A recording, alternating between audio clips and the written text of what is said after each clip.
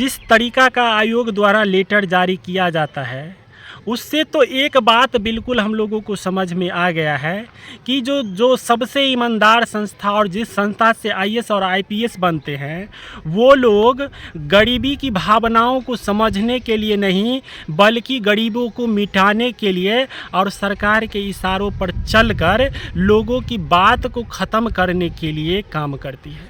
हम लोग सोचते थे कि अरे कहीं सुनते हैं कि इलाका में, ज़िला में कहीं से एगो आईएएस निकला है, आईपीएस निकलता है तो गर्व होता है कि लोगों की जन भावना के लिए इन लोगों को चुना गया है, गरीबों की परेशानी को समझने के लिए इनको चुना गया है।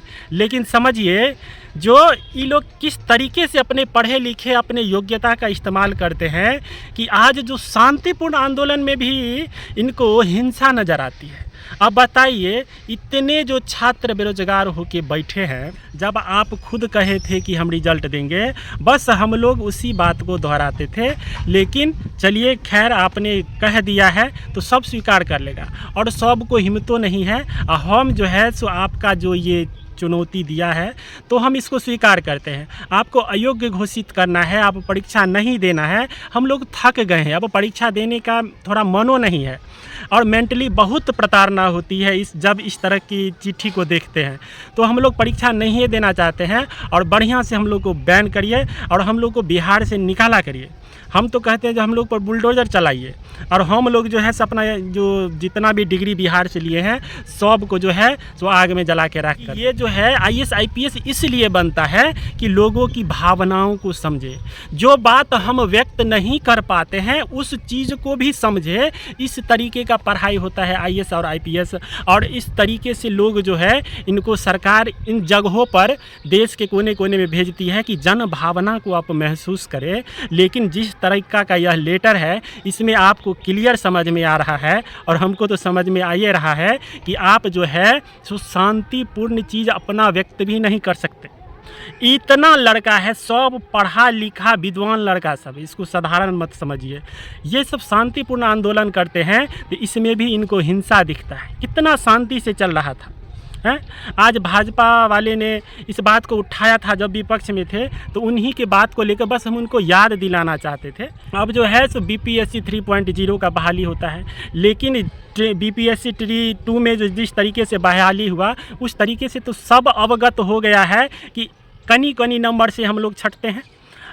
और बिहार को किस तरीके से अयोग्य घोषित किया जाता है, और दूसरे राज्यों को लोगों को कैसे भर भर के नौकरी दिया जाता है, ये हमारा इलाका बताता है। जब हम अपने गांव के स्कूल में देखते हैं जो 15 में से 7 को टीचर दूसरे प्रदेश का है, तब ये लगता है। आप लोग भी आप चेक करिए जो अपने गांव के आसपास में आपके स्कूल से कितने आपके बिहार के टीचर हैं और कितने अदर स्टेट के टीचर हैं, ये आप बढ़िया से समझ सकते हैं। इतनी अच्छी पढ़ाई का मतलब यही हुआ कि हम सरकार के इशारों पर चल करके देश की भावनाओं के साथ खेलें।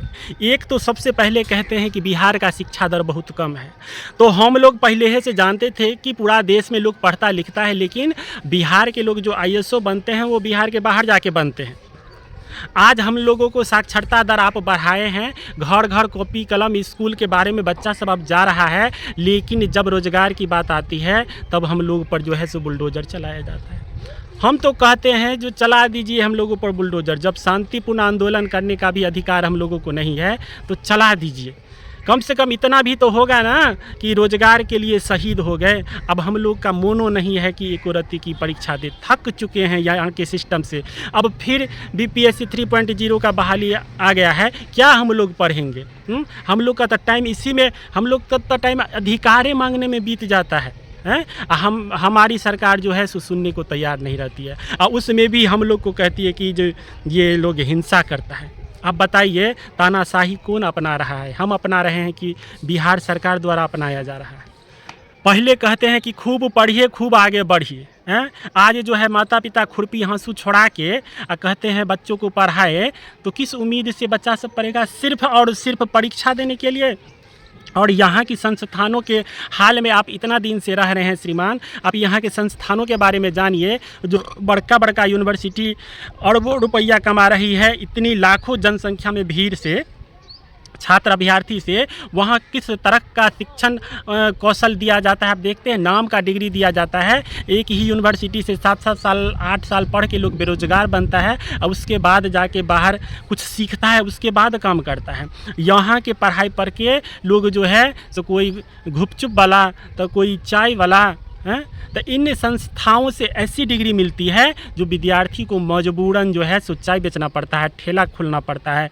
ये है ये सच्चाई। इस पर कब ध्यान देंगे? इस संस्थाओं पर जो बैठे हुए हैं ना वो साधारण आदमी नहीं। जब हम किसी भी हेड ऑफ डिपार्टमेंट अपने कॉलेज में देखते हैं मैथमेटिक्स का, फिजिक्स का, केमिस्ट्री का, तो पता है ये जो चुटपुटिया ऑनलाइन जो पढ़ाता रहता है ना शिक्षक सब, ये सब उनके आगे में वो मुँह देगा, इतना विद्वान सब है। लेकिन उनको इस्तेमाल जो करेगी सरकार तो अपने इधर उधर करने में व्यस्त है। उन शिक्षकों का, उन महाविद्वान, उन वाइस चांसलरों का सही से इस्तेमाल नहीं हो पाता है। और वो सिर्फ आते हैं, कार से आते हैं और उनको क्या मकसद है कि जो हम बिहार की शिक्षा व्यवस्था को बदले। आके आराम से पान खाए, बगल में थूके, विद्यार्थी सब गेट के बाहर हल्ला कर रहा है, नाम के लिए डिग्री मिल रहा है जिसको हम लोग भुजा बेचेंगे हैं। तो ऐसी व्यवस्था है यहाँ पर। शिक्षा के नाम पर एक तो आप कहते हैं शिक्षित करेंगे, ऊपर से उसको मजाक उड़ाएंगे और उसके बाद रोज़गार नहीं देंगे। हम लोग इसलिए इस बात को रखते हैं क्योंकि हम लोग इस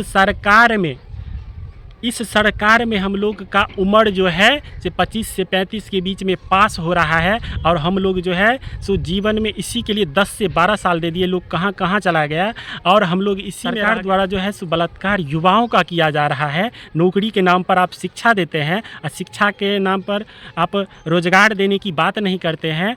आज देखिए जो हर चीज़ में से सरकारी नौकरी को हटाया जा रहा है, तब ऐसी संस्थाएं क्यों चलाई जाती हैं?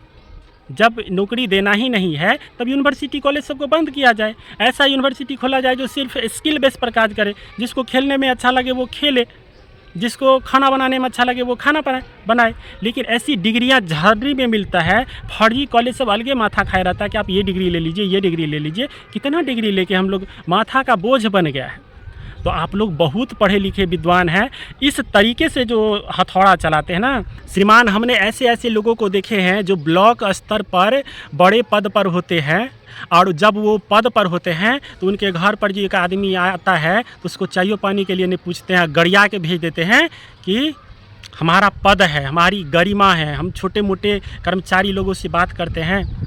आप लोग तो इतने पढ़े लिखे हैं, लेकिन जब वही रिटायर करता है तो 10 साल ऐसा हाल होता है जो पंछी के लिए तरसता है कि जो कोई आके हमसे मुलाकात करे, भेंट करे।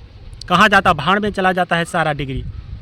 तो काम करिए तो कुछ पुण्य कमा के जाइए। ऐसा ना हो कि जब भगवान को सुनाने की बारी हो तो आप अकेले हो जाएं, क्योंकि जो कर्म करेंगे ना वो यहीं पे भोगना पड़ता है। जब हम लोग भोग रहे हैं तो आप लोग कैसे वंचित रह जाइएगा। तो हमारा मतलब इतना ही था कि इस तरीका का लेटर से मानसिक प्रताड़ना होता है, हम लोग फ्रस्ट्रेट हो रहे हैं। ऐसे हम लोग को मेंटली परेशान नहीं किया जाए। सरकार यदि रोज़गार नहीं दे सकती है तो हम लोग के जीवन में बेदखल मत करे और अपना काम करे। जय हिंद।